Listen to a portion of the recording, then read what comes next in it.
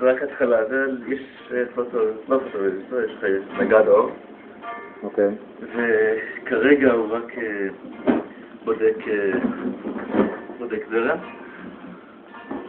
ולפי זה הוא נותן לו דיליי. אני קצת כזה. זה היה אמור להיות חיישן צבע.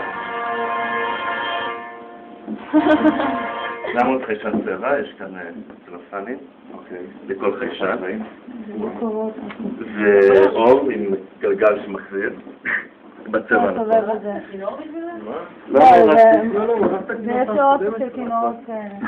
זה סוג של כן, כמעט נגינה. לכל אחד, כל צבע יש לו כלי, מנוע.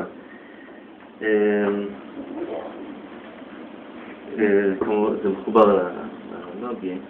עכשיו, בגלל אין לי, הבעיה שהייתה לנו, סיפולה, זה ה-value שלנו הוא נורא נמוך, הוא עד 10 בערך.